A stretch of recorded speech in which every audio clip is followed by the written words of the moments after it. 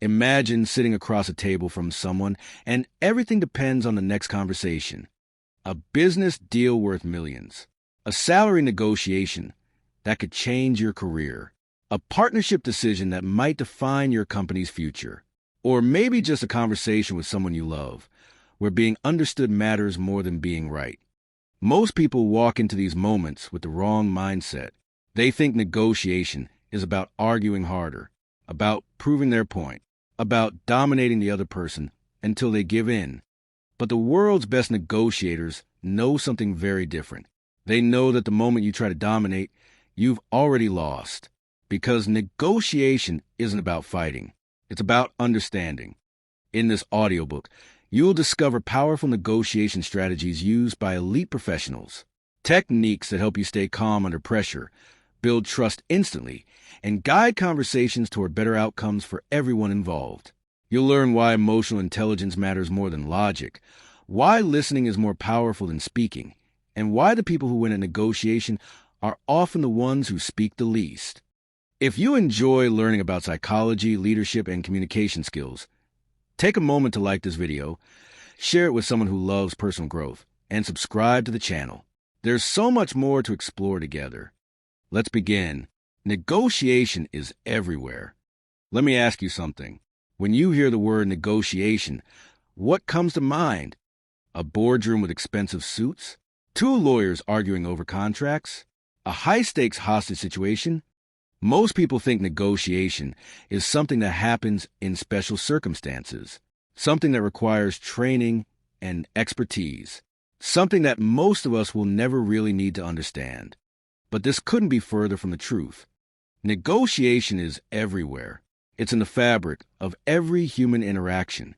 Think about your day to day. Waking up and deciding where to have breakfast with your partner. That's negotiation. Talking to your boss about a deadline extension. That's negotiation. Discussing pricing with a client. That's negotiation. Even deciding with friends where to go for dinner. That's negotiation too. Every time two people have different preferences and need to find common ground, negotiation is happening. Every time you want something from someone and they want something from you, negotiation is happening. Every time you try to convince, persuade, or influence, you're in a negotiation. The problem is, most people don't recognize these moments as negotiations. They walk into these conversations completely unprepared. They react emotionally instead of responding strategically. They make mistakes without realizing it. They leave value on the table. Not just money, but respect, trust, and relationship capital, without even knowing what they've lost. But once you understand that every conversation is a negotiation, everything changes. You start noticing patterns you never saw before. You start reading people in ways you never could before. You start responding instead of reacting. And over time, you become someone who naturally influences outcomes without even trying. This isn't about manipulation. It's not about tricks or games. It's about understanding human psychology at a deeper level. It's about seeing the person across from you as a human being with needs, fears, hopes, and dreams, and learning how to connect with that humanity in ways that create value for everyone. Over the next hour, we're going to explore the psychology of negotiation from the ground up. We'll look at why emotions matter more than logic, why listening is your most powerful tool, and why the best negotiators are often the ones who seem to do the least. We'll examine real stories, practical techniques, and timeless principles that you can apply starting with your very next conversation. This is not a collection of tactics. It's a way of thinking, a way of being, a way of moving through the world that will transform not just your negotiations, but your relationships, your career, and your life. Let's begin with the biggest myth of all. Chapter 1, the myth of winning. Most people believe that good negotiation means winning, that if you walk away with more than the other person, you've succeeded, that negotiation is a zero-sum game where one person's gain is another person's loss. This belief is so deeply embedded in our culture that we rarely question it. We talk about winning negotiations the way we talk about winning sports games. We celebrate people who beat the other side. We admire negotiators who get the best deal, no matter what it costs the other party. But this is completely wrong, and believing it will destroy your ability to negotiate effectively. Let me explain why. Think about what happens when you win a negotiation by dominating the other person. They walk away feeling defeated. They feel disrespected. They feel taken advantage of. And how do people behave when they feel that way? They look for ways to back out of the deal. They find loopholes. They delay. They make excuses. They do the absolute minimum required, and nothing more. They tell their friends and colleagues about their bad experience. They never work with you again. A negotiation that leaves one side bitter isn't success.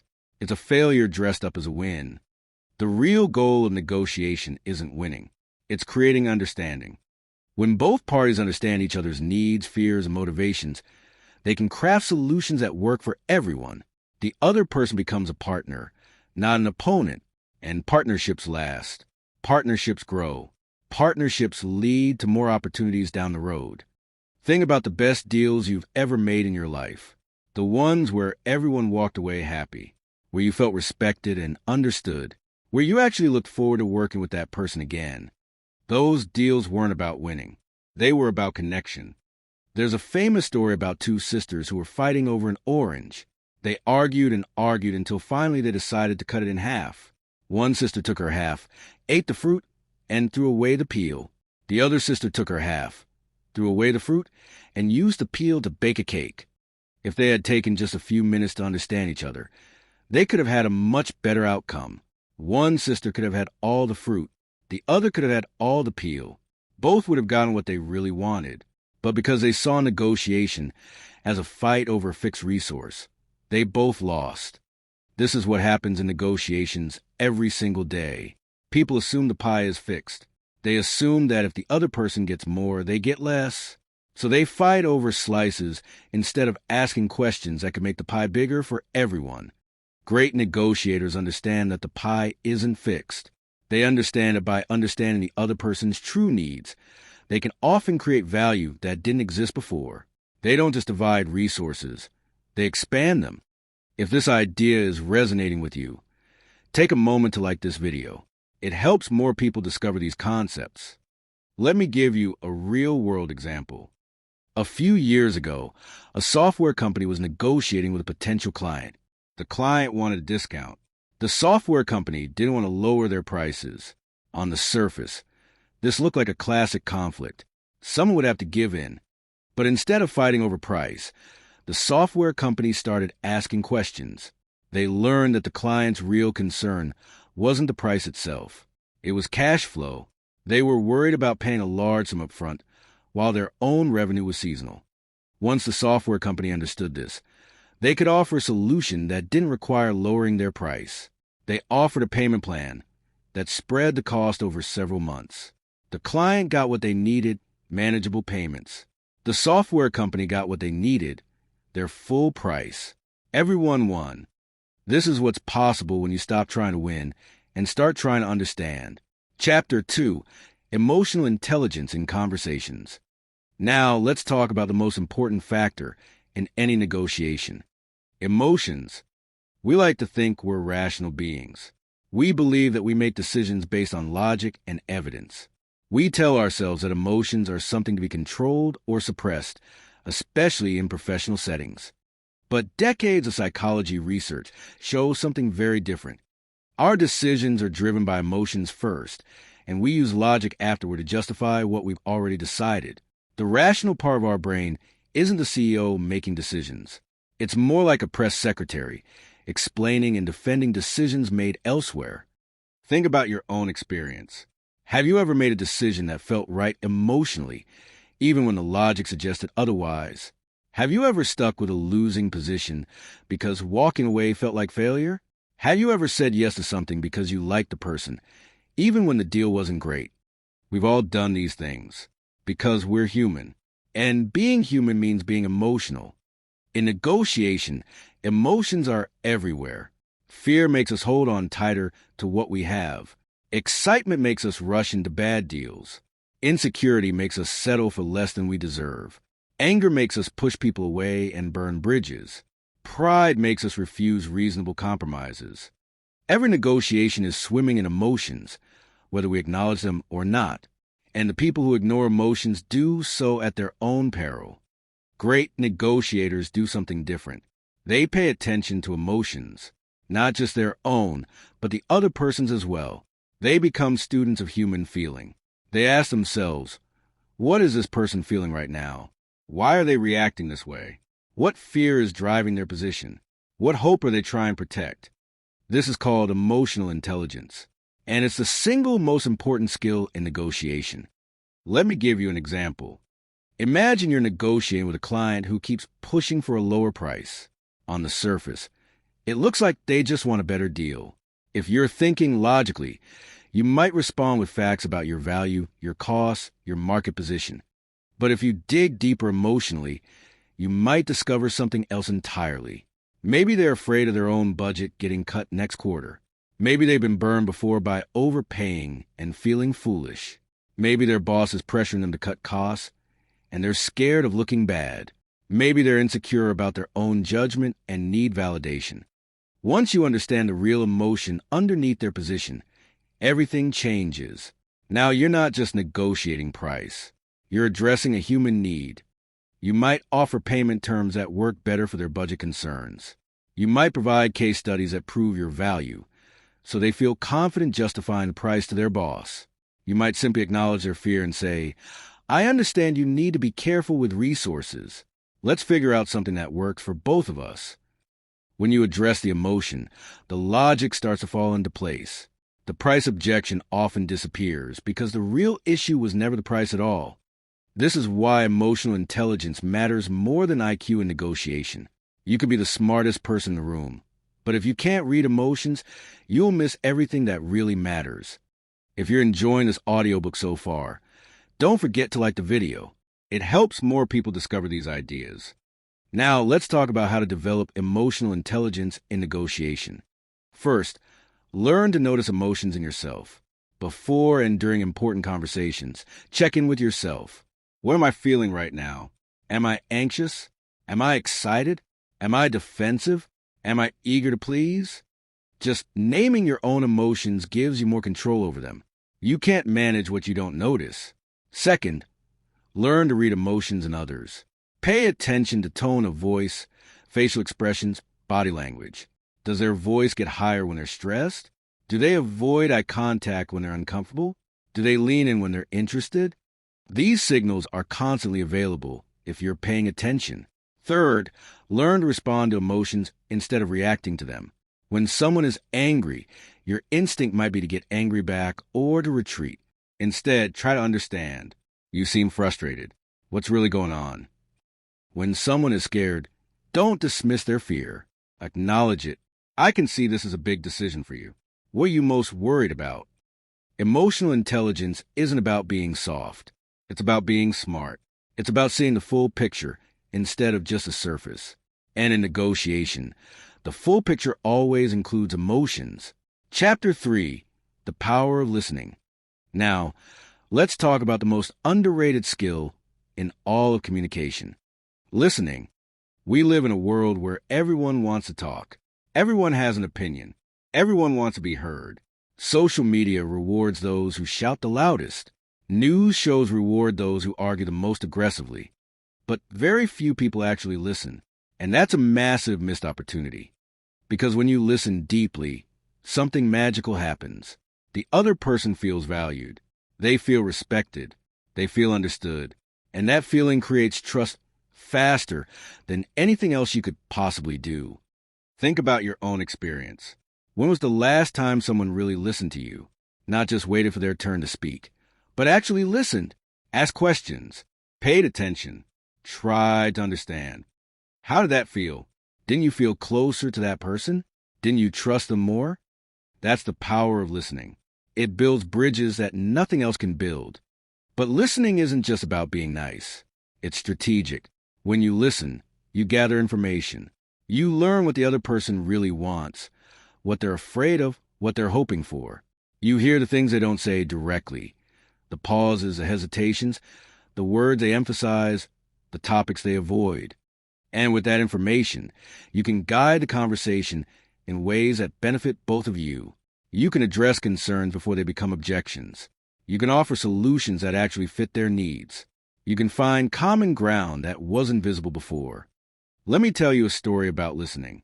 A young entrepreneur named James was pitching his startup to a group of investors.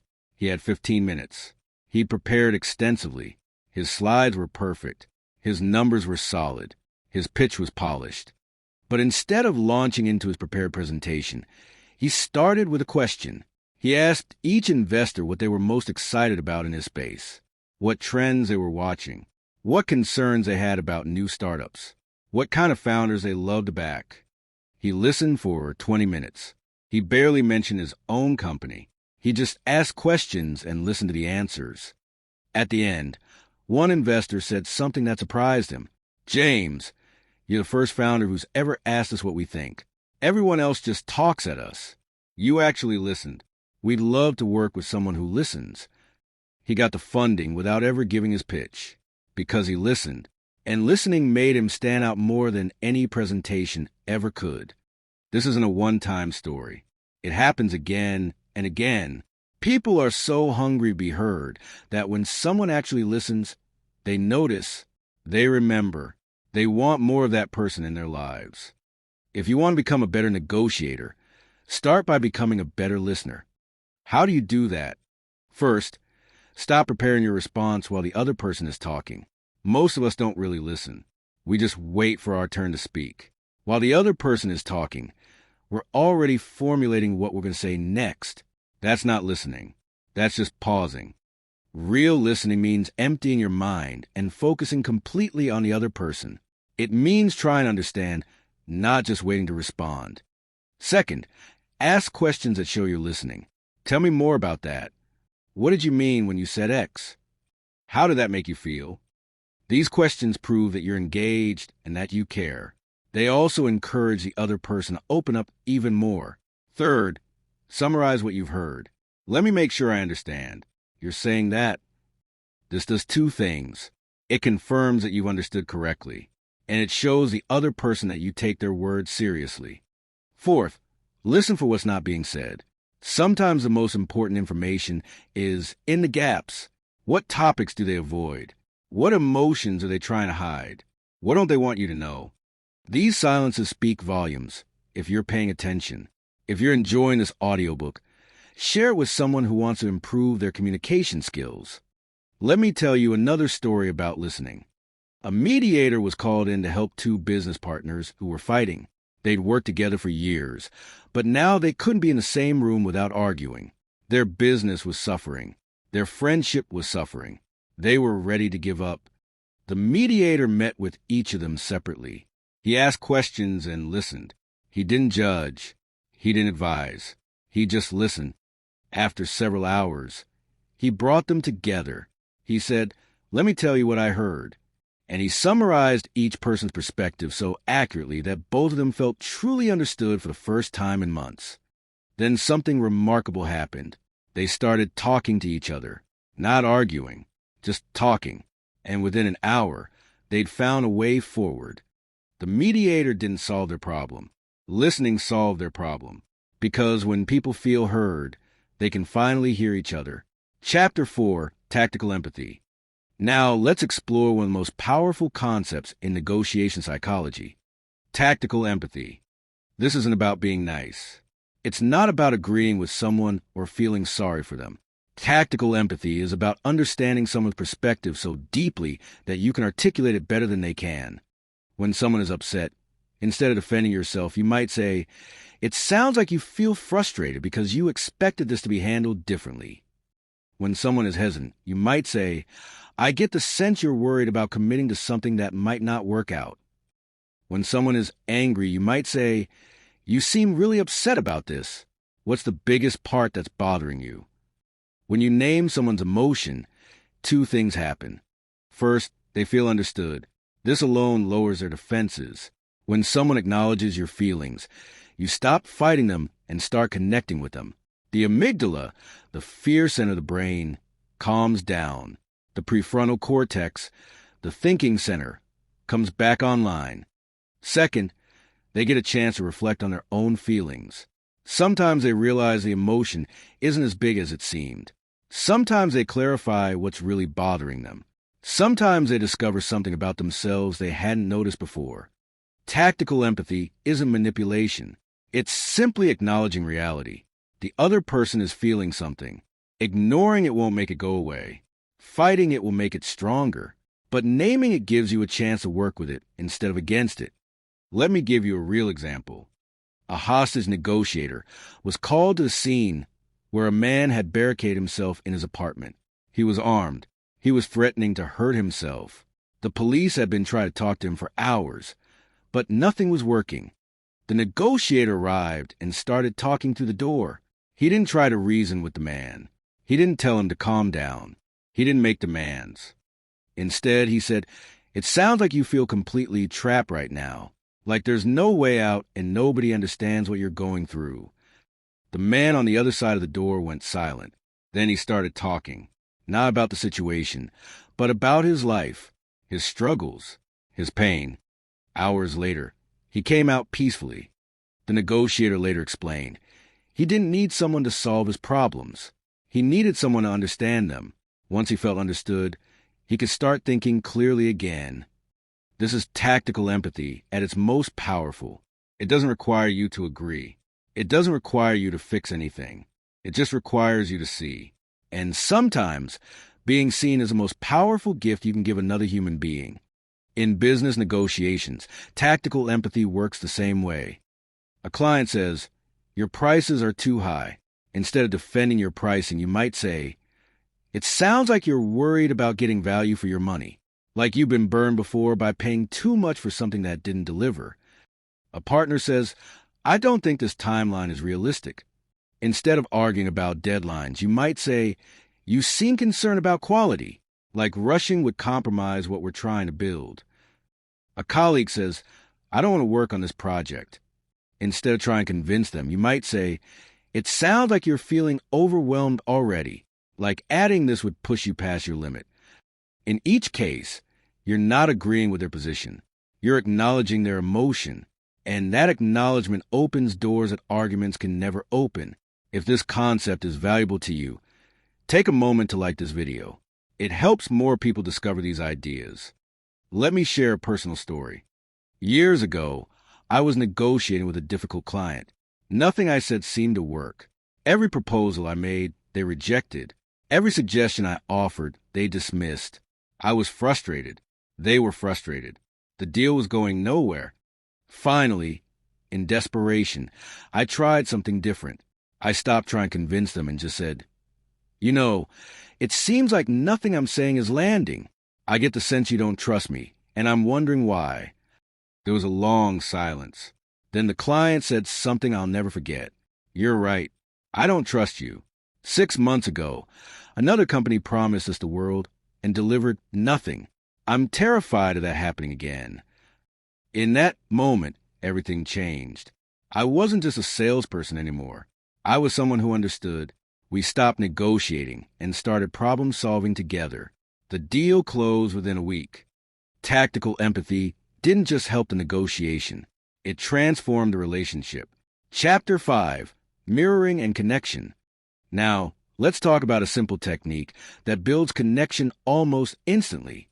Mirroring. Mirroring is incredibly simple. You repeat the last few words someone says with a slight upward inflection, like a question. Someone says, "I'm not sure this timeline works for us." You say, "Not sure the timeline works?"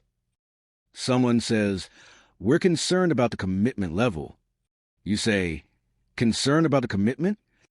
Someone says, "This feels like too much risk." You say, "Too much risk?" That's it.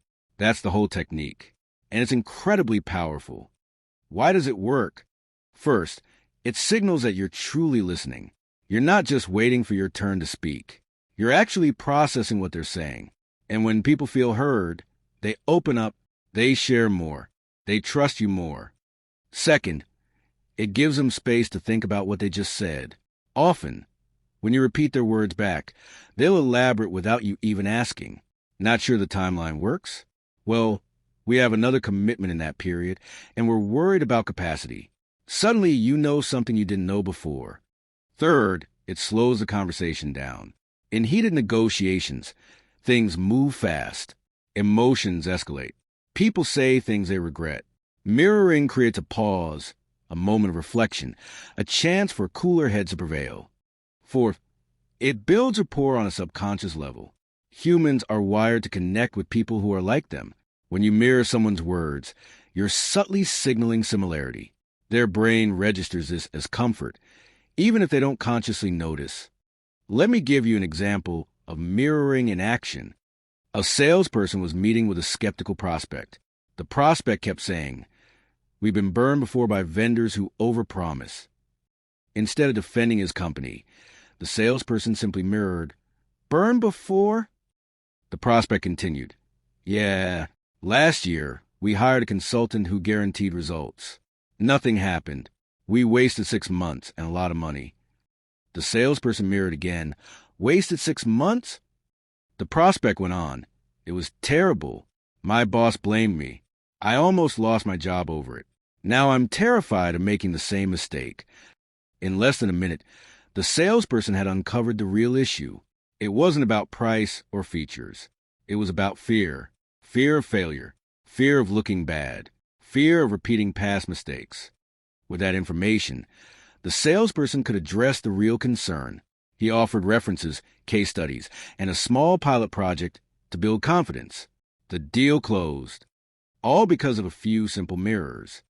If you're enjoying this audiobook, make sure to subscribe to the channel for more insights about psychology and success. Mirroring takes practice. At first, it feels awkward. You might worry that you sound like a parrot, but with time, it becomes natural. You stop thinking about it and just do it. Start practicing today. In your next conversation, try mirroring a few times. Notice what happens. Notice how the other person responds. Notice how much more they share. Notice how the connection deepens. It's subtle. It's gentle. But over the course of conversation, mirroring builds a rhythm of connection that's hard to achieve any other way. Chapter 6. Asking Powerful Questions. Now let's talk about questions, the engine of every good negotiation. But not all questions are created equal. Most people ask terrible questions. They ask closed questions that can be answered with yes or no. They ask leading questions that reveal their own agenda. They ask questions that put people on the defensive. Great negotiators ask different questions. They ask open-ended questions that invite exploration. They ask questions that reveal motivations and concerns. They ask questions that shift the dynamic from confrontation to collaboration. Let's look at the difference. Closed questions. Do you agree? Can we move forward? Is that acceptable? These questions only get you yes or no answers. They don't give you information. They don't build understanding. They just force a decision, often before the other person is ready. Open-ended questions. What matters most to you in this deal? How do you see this working out? What concerns do you have? These questions invite the other person to share. They reveal motivations. They uncover hidden objections. They create space for real conversation. The difference is enormous. Closed questions end conversations. Open-ended questions start them.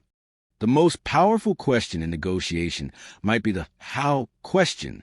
When someone makes a demand, instead of pushing back, ask, "How would that work?" Or, "How do you see us making that happen?" This shifts the dynamic completely. Now, they're not just demanding, they're problem-solving. They're thinking about implementation, not just position. And often, as they think through the how, they realize their demand isn't as reasonable as they thought, or they come up with creative solutions you hadn't considered.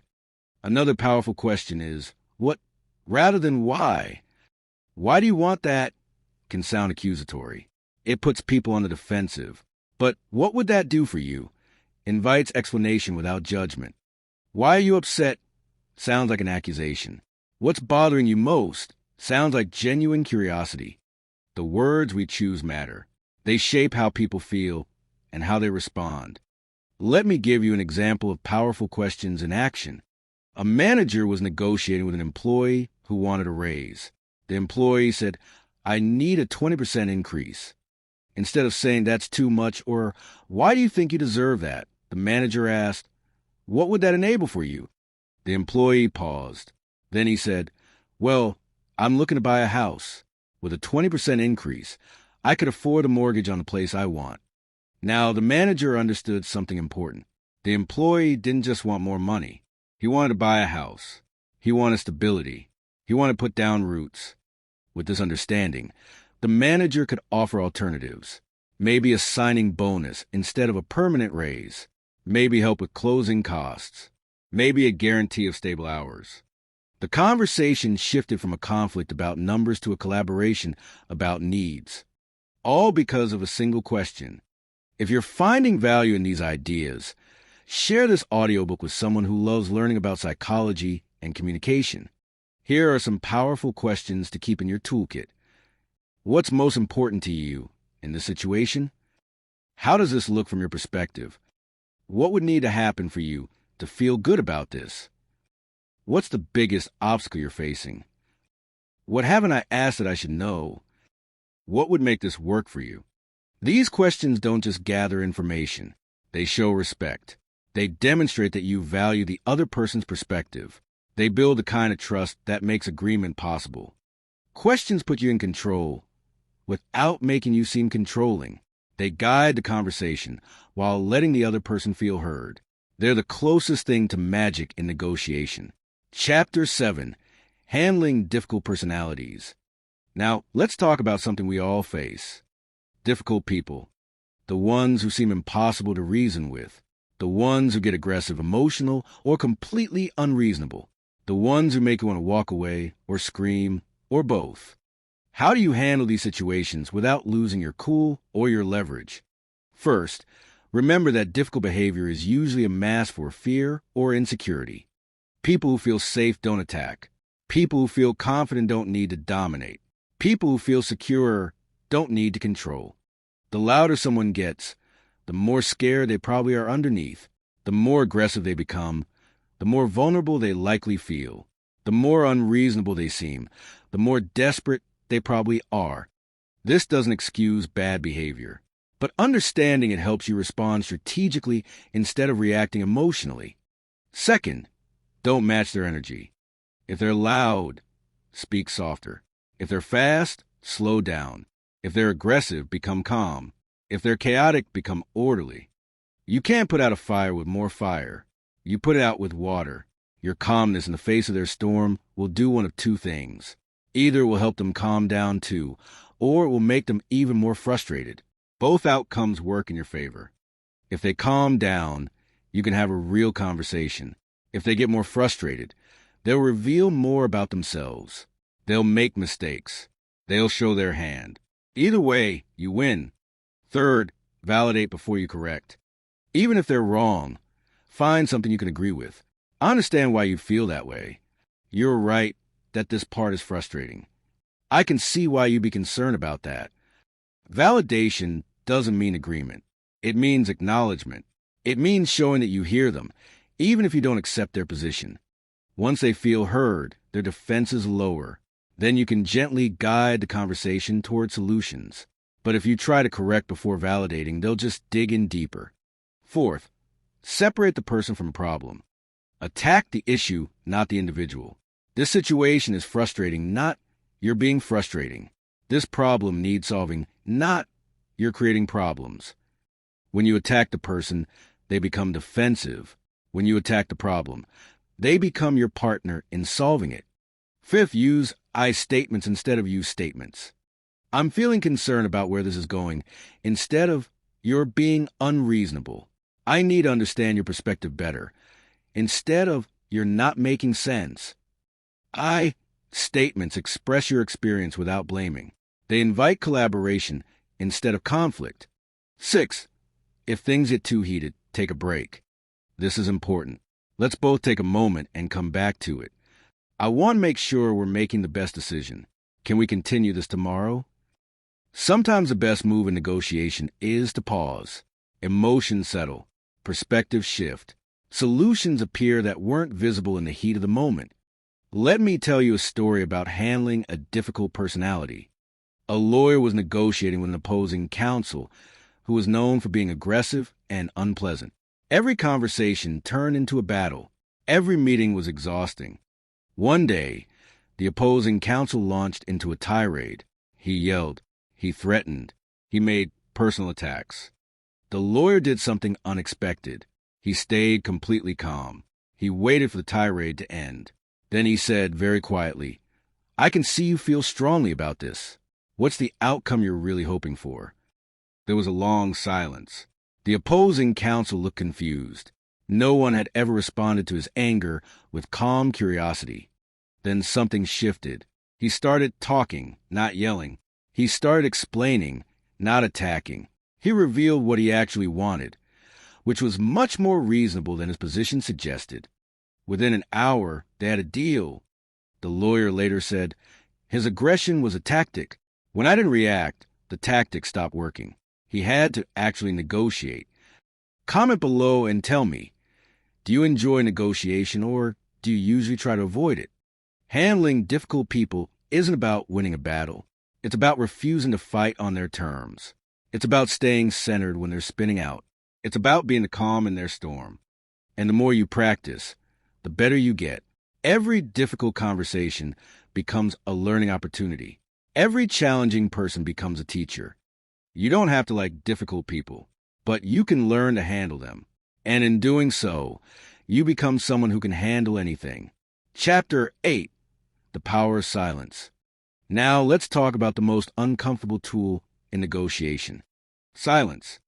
Most people hate silence. In a conversation, when things go quiet, they feel pressure to fill the space. They start talking just to break the tension. And often, they say things they shouldn't. They reveal information. They make concessions. They weaken their position. Great negotiators understand this. They use silence strategically. After making an offer, they stay quiet. After asking a question, they stay quiet.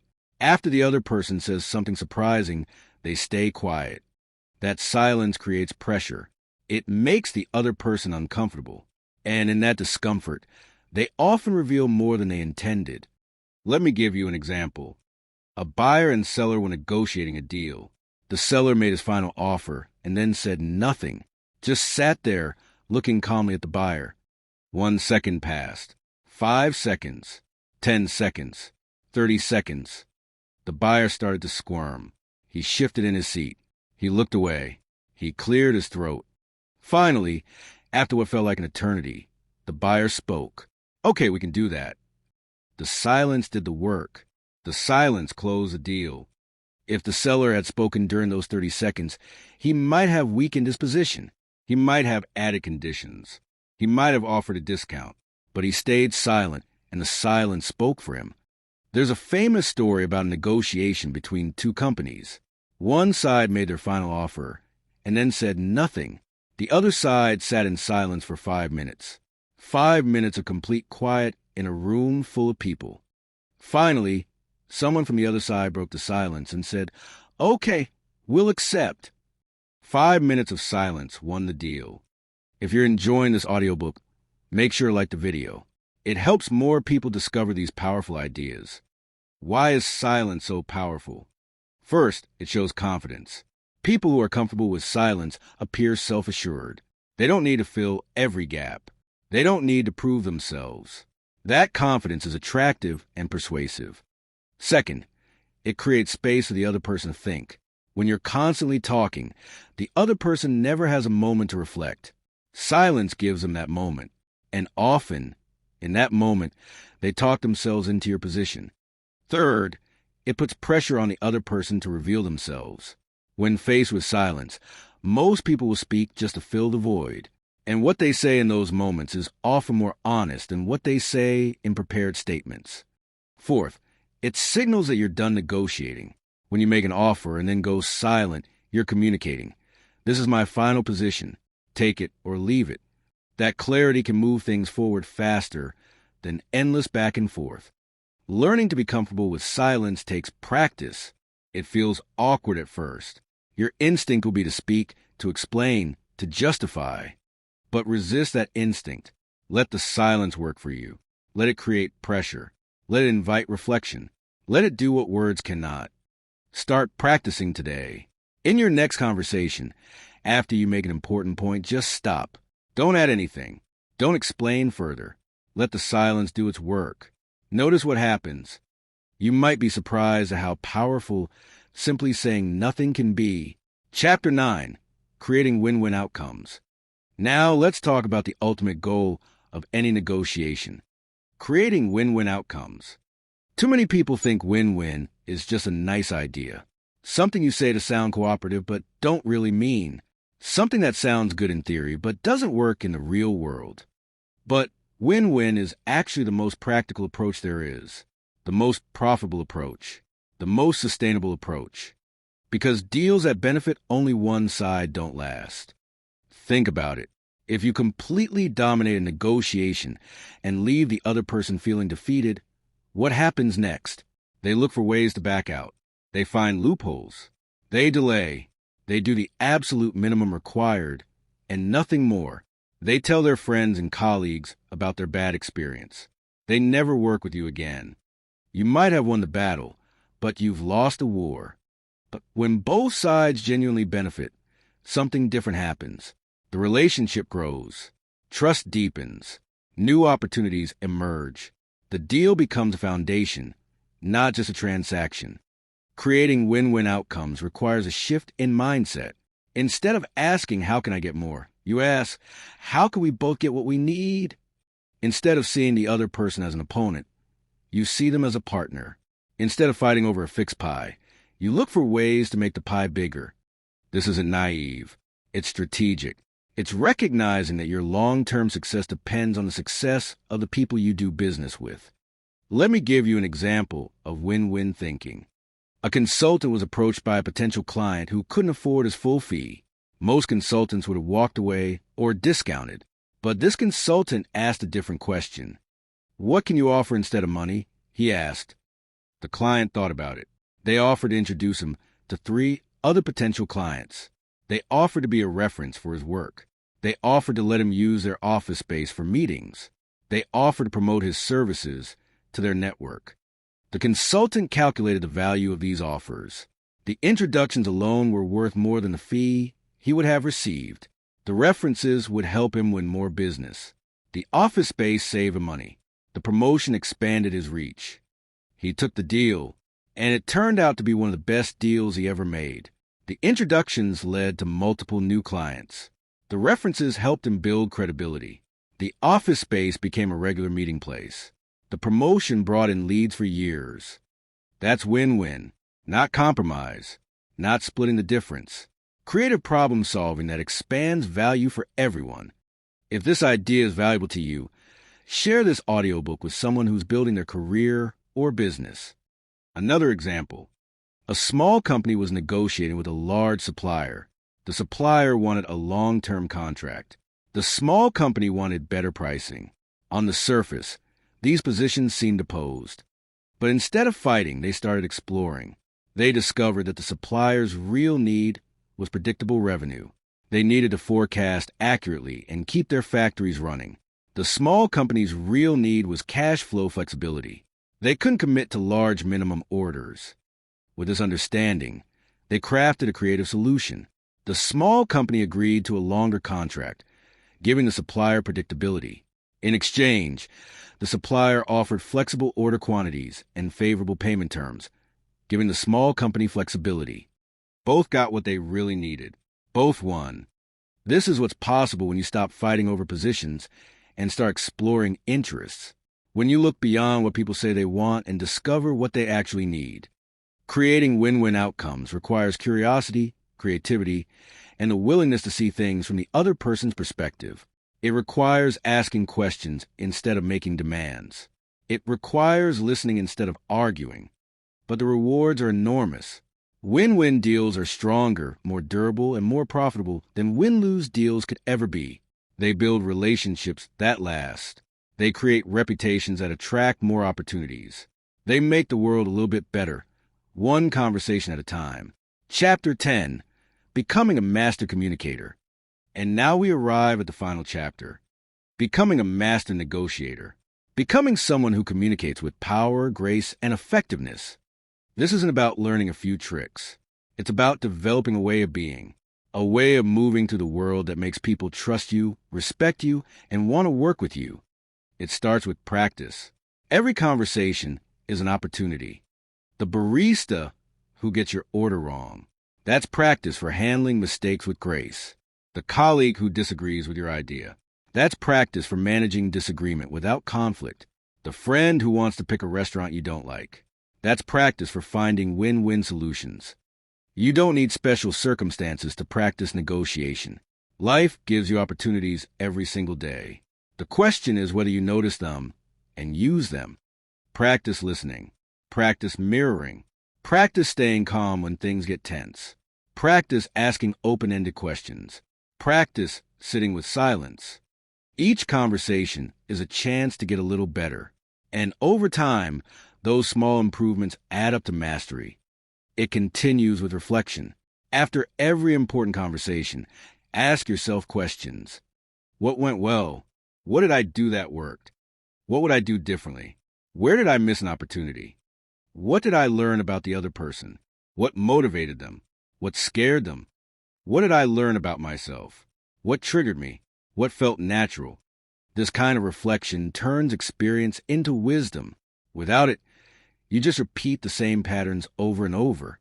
With it, you grow with every conversation. It deepens with study. Read about psychology. Learn about human behavior. Understand what drives people, what scares them, what motivates them. The more you understand people in general, the better you'll understand the specific person across the table. Every book you read, every lecture you watch, every conversation you analyze adds to your understanding. And that understanding is the foundation of all effective communication. If you're enjoying this audiobook, subscribe to the channel for more insights about psychology, leadership, and success. It expands with feedback. Ask trusted friends or colleagues to observe you in conversations. What do they notice? What could you improve? Record yourself in important conversations and listen back. You'll hear things you never noticed in the moment, the words you use, the tone you take, the moments when you could have done better. Feedback is a gift. It shows you what you can't see yourself. And what you can't see is exactly what you most need to improve. And finally, it culminates with integration. This is the most important stage. At first, these skills feel like techniques. You have to remember them. You have to consciously apply them. It feels awkward, like learning to drive a car or play an instrument. But over time, something shifts. The techniques stop being techniques and start being part of who you are. You don't have to think about listening. You just listen. You don't have to remember mirroring. You just connect. You don't have to force empathy. You just understand. This is when you become a master, not because you've mastered techniques, but because you've mastered yourself. The most powerful negotiators in the world don't rely on pressure or manipulation. They rely on understanding. They listen deeply. They stay calm when others panic. They see the person behind the position. And because of that, they influence outcomes in ways others never can. They build relationships that last. They create deals that benefit everyone. They leave every conversation with people feeling better, not worse. You can become one of those people, starting today, starting with your very next conversation. It doesn't matter where you are right now. It doesn't matter how awkward you feel or how many mistakes you've made. Every master was once a beginner. Every expert was once clueless. The only difference is they kept going. So keep going, keep practicing, keep learning, keep growing. And remember the core truth that underlies everything we've explored. Negotiation isn't about winning. It's about understanding. When you truly understand another person, you don't need to win. You just need to connect. And connection creates outcomes that winning never could. We've covered a lot of ground together. The myth of winning, emotional intelligence, the power of listening, tactical empathy, mirroring, powerful questions, handling difficult people, the power of silence, creating win-win outcomes, and finally, becoming a master communicator. But here's the truth. None of this matters unless you use it. Knowledge without action is just entertainment. You can listen to 100 audiobooks, read 1,000 articles, watch 10,000 videos, and nothing will change unless you actually practice what you've learned. So here's my challenge to you. Pick one thing from this audiobook, just one, the smallest thing that feels doable, and practice it today. Maybe it's asking one more open-ended question in your next conversation. Maybe it's staying silent for 5 extra seconds after making a point. Maybe it's mirroring someone's words to show you're listening. Maybe it's naming an emotion you notice in someone else. Whatever it is, do it today. Not tomorrow. Not next week. Today. Because today is all you have. Tomorrow is not guaranteed. Next week is a fantasy. The only moment you can actually change is this one. Start small. Start now. Start with whoever is in front of you. And as you practice, notice what happens. Notice how people respond. Notice how conversations change. Notice how you feel. You might discover that these skills don't just make you a better negotiator. They make you a better human. More connected, more understanding, more effective in everything you do. If this audiobook helped you think differently about communication and negotiation, like the video, share it with someone who would enjoy it, and subscribe for more powerful ideas. In the comments, let me know one thing you learned that you'll apply to your next conversation. I read every comment, and I'd love to hear from you. Thank you for listening. Thank you for giving your time and attention to these ideas. Thank you for caring enough about your growth to invest in yourself. Now go out there and have conversations that matter. The person across from you is waiting to be understood. Be the one who understands.